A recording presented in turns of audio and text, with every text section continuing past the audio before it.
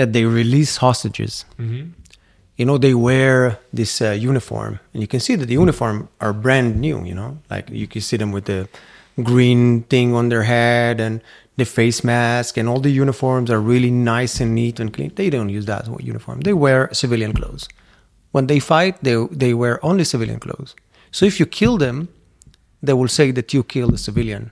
They don't fight with those uniforms. Those are uniforms that sit in the closet or wherever.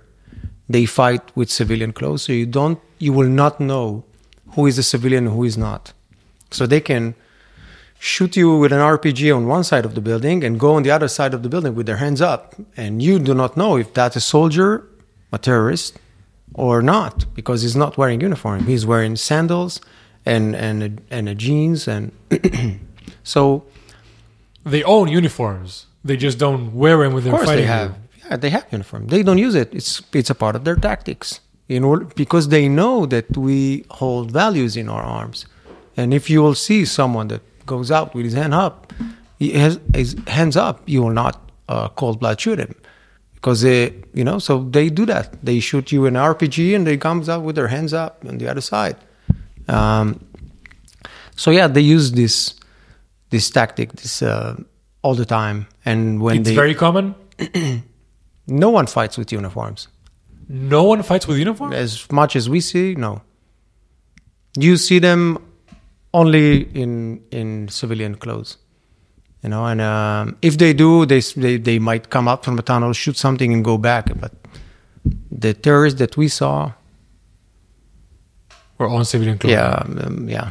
It's amazing how we have international laws of war, the Geneva Convention, and like you said, our values that are meant for try to minimize as much as you can civilian or non-combatant death and injury, just in case if when you're fighting you suddenly come into a civilian place, you try to prevent it. But it feels like Hamas took all of these laws of war and back engineered them to have the most civilian injuries and casualties that you can.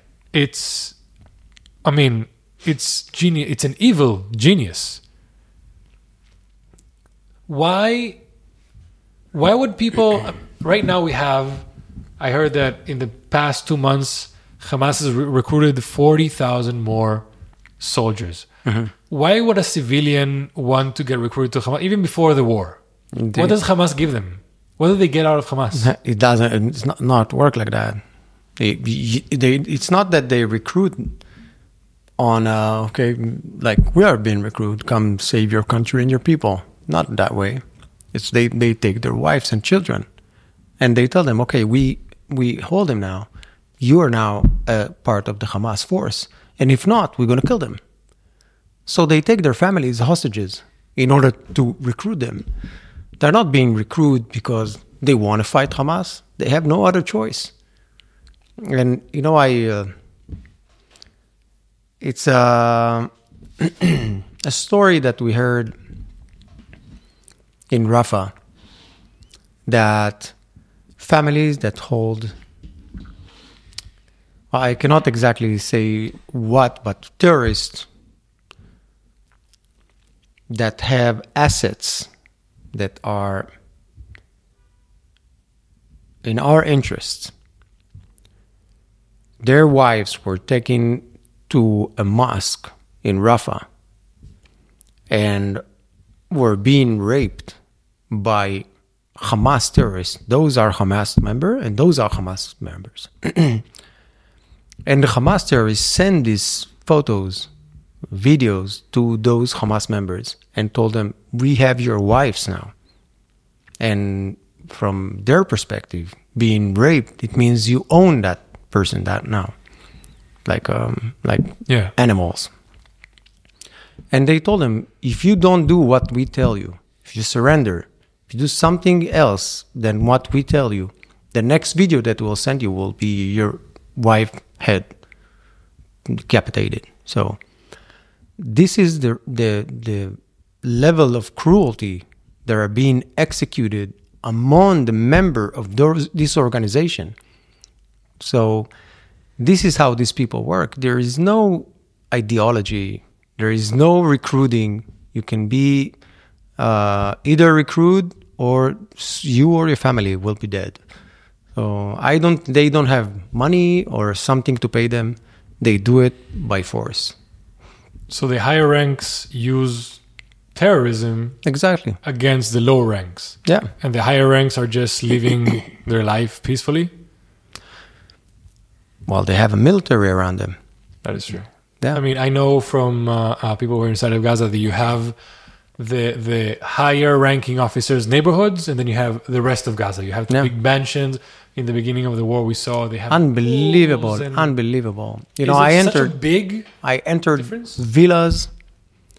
It looks like Brentwood, Beverly Hills. Oh wow! Amazing villas with granite that was from probably a quarry in Italy. That beautiful, amazing granites I never saw in Israel.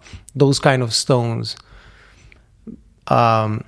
pools, very expensive dishes, everything. You can see a high end inside Gaza that you walk less than a mile from that house, and people live in an unfinished 2-story building with sand outside and a donkey tied out in order for them to go from one point to another. Those people have a lot of money living next to people that has not enough money for food. So the amount of corruption, it's not corruption, it's the way this institution is built, you know. So, but it is in our world, it's corruption.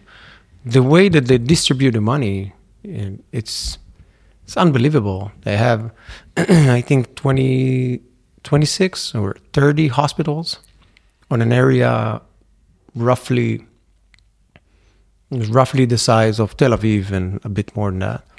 That's how much. And we have a couple. It's an insane amount of hospitals. Insane amount of hospitals. Insane. Unbelievable. And those hospitals, I've been in a few of them, they are brand new. You can go inside and you can see the X-ray machine, the CT machine, the machines that you see in a normal hospital. They see all in boxes, still new. Nobody intended to use them. They buy it, they get it, as a donation, whatever, and they sell it afterwards. This is how it works. And so, what is the hospital for? To get money to Gaza. This is how they get donation into Gaza. They get donation to operate the hospital. They get donation to pay salaries to doctors. They get donation to operate everything.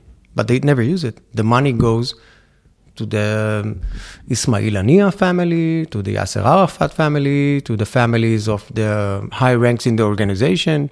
This is how they get the money. That explains how a painter can become a billionaire in 20 years. It means someone paid him a quarter of $1 million. I'm sorry, $250 million.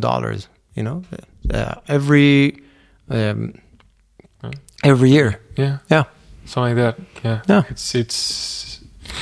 I mean, I don't know about the math, but it's insane. So, by the system that Hamas, which was elected by the Gazans, created in Gaza, only if you serve Hamas and you get to a higher ranking, that's the only and main way that you can live a good life in Gaza.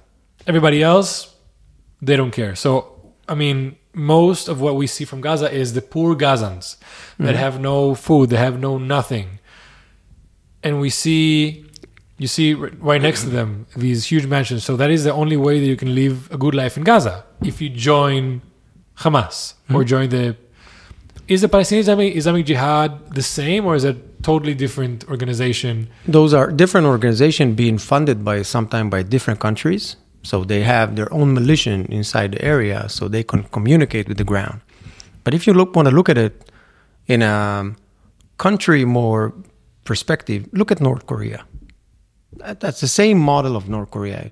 It looks like everybody likes the Kim Jong-un, right? Mm-hmm. You know exactly what's going on there. So if you let that develop, it will become something like that. And the problem with them is that the religion of the North Korean is not a religion that will push them to jihad. If they would, but they're not. So looking at the Gaza structure, It's a terror organization that have a country.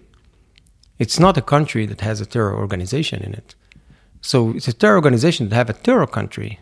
Gaza is built like a terror country. Look at the tunnels. Look at the amount of missiles that are everywhere. And are the hospitals that you said are actually being used for terrorism? Not only hospitals, by schools. We went into schools, and you see that on the basements of the schools, you have a fighting equipment.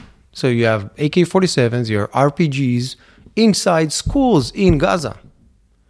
So they use those schools because they know we will not attack schools. They use those schools as shelter for terrorists. It's not something that is not common.